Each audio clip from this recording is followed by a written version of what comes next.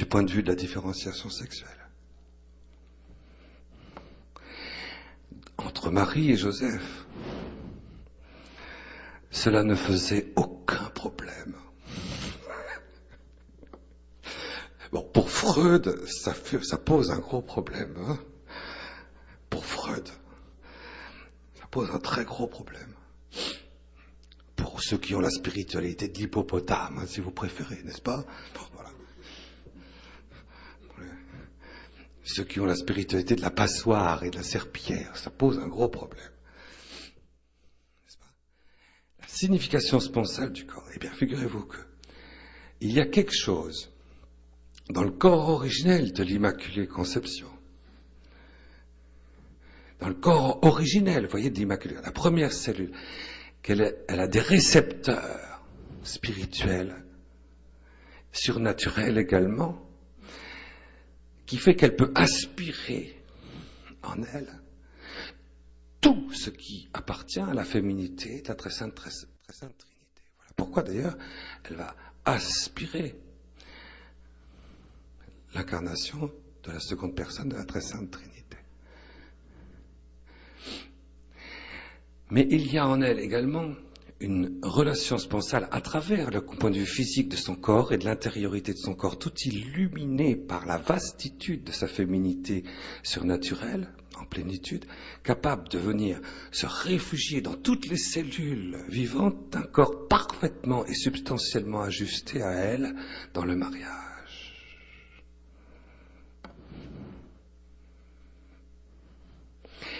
Et je voudrais pas seulement, vous voyez, c'est pas des mots seulement, c'est quelque chose de très concret. Hein, il y a un verset qui dessine Saint Joseph.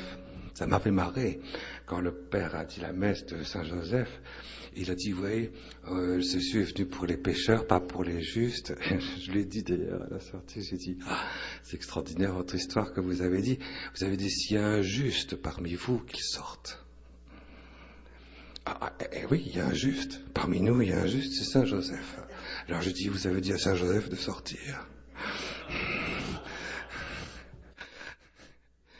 Parce que le 19e verset du Nouveau Testament, chapitre 1, verset 19 de Saint Matthieu, dit que Saint Joseph, l'époux de Marie, était to dikaios on.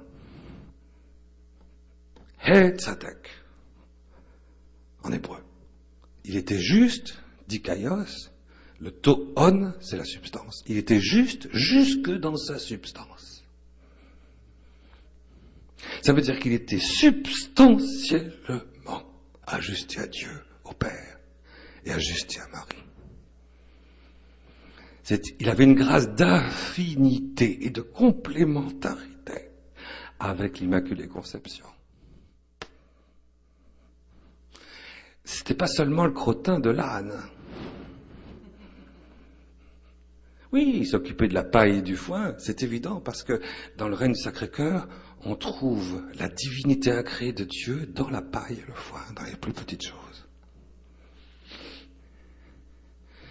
Mais Saint Joseph était ajusté substantiellement, to dikaios on.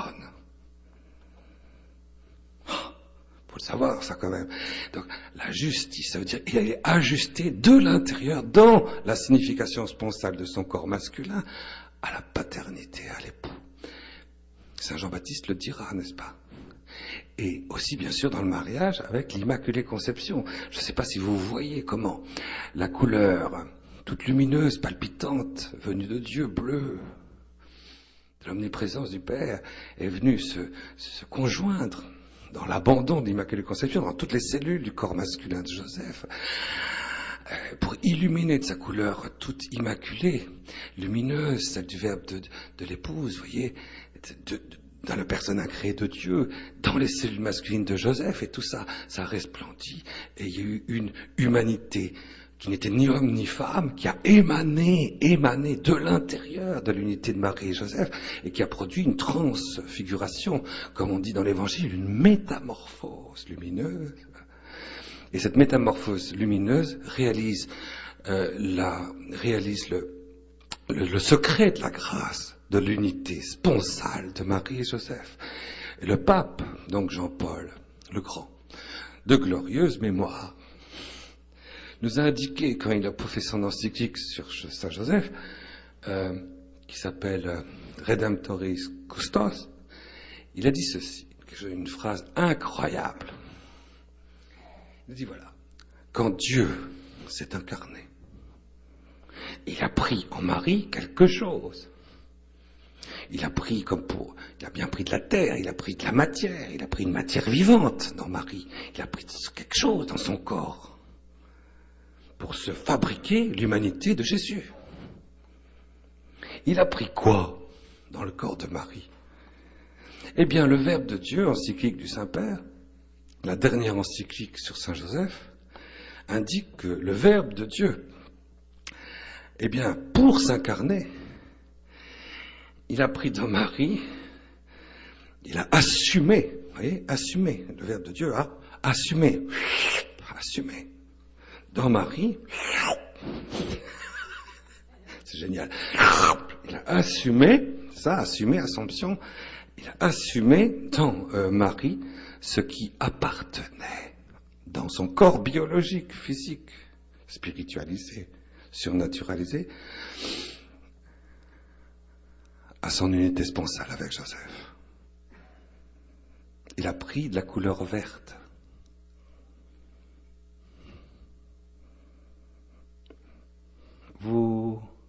Est-ce que, comme disait mon vieux père spirituel, est-ce que vous voyez? Est-ce que vous comprenez? Parce que si on dit que Joseph n'est pas père selon la chair de Jésus, je vais vous dire une chose, finalement, du point de vue des gamètes paternels, il n'est pas le père de Jésus, mais du point de vue des gamètes maternelles non plus.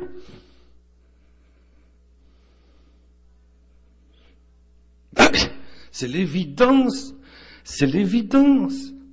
Sauf erreur de ma part, Jésus n'est pas une femme. Donc il n'a pas pris des gamètes féminines. Il n'a pas pris des cellules féminines de Marie. Il a donc assumé en Marie des cellules staminales sponsales. Oh, que c'est beau ça. Oui, en fait, on est en train de petit à petit d'avancer avec un certain vocabulaire qu'on ne connaît pas. C'est quoi des cellules staminales sponsales?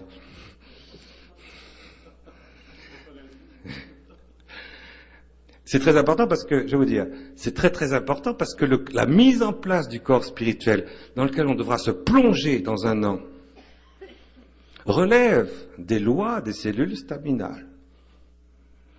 Alors, si on ne sait pas ce que c'est, vous aurez perdu un an. Et croyez bien que perdre un an l'année prochaine, ça comptera beaucoup. Parce qu'il ne faudra pas perdre une seconde. C'est quoi, cellules staminales? Vous voulez que je vous explique ce que c'est, ces cellules staminales? Je vais vous expliquer ce que c'est que des cellules staminales. Vous allez tout de suite comprendre. C'est récent, vous voyez, tout ça, c'est des découvertes scientifiques en même temps, n'est-ce pas? On est vraiment en train... C'est très récent, la découverte du génome. L'ADN, tout ça, c'est très récent. Il y a 20-25 ans, on ne savait pas. Vous savez, encore il y a 2 ans, on ne savait pas combien de temps durait la fécondation. Je vous assure, puisque moi je travaille la question avec des généticiens, des ingénieurs en biogénétique, des philosophes, des métaphysiciens depuis 14 ans. Je vous assure qu'il y a encore 2 ou 3 ans, on ne savait pas combien de temps durait la fécondation. C'est terrible. Il y a 3 ans ou 4 ans, on disait ça dure 19 heures. Et puis maintenant, on dit non, ça dure 33 heures. C'est pas... Qu'est-ce qui se passe? Qu'est-ce qui se passe dans notre fécondation? Je voulais que je vous le dise, c'est très important ça. Oh oui, parce que ça, il faut qu'on s'en rappelle, puisqu'il faut faire la mémoire de notre conception. C'est un des exercices que je voudrais, avant à la fin de la soirée, arriver à vous faire faire. Faire au moins un acte incarné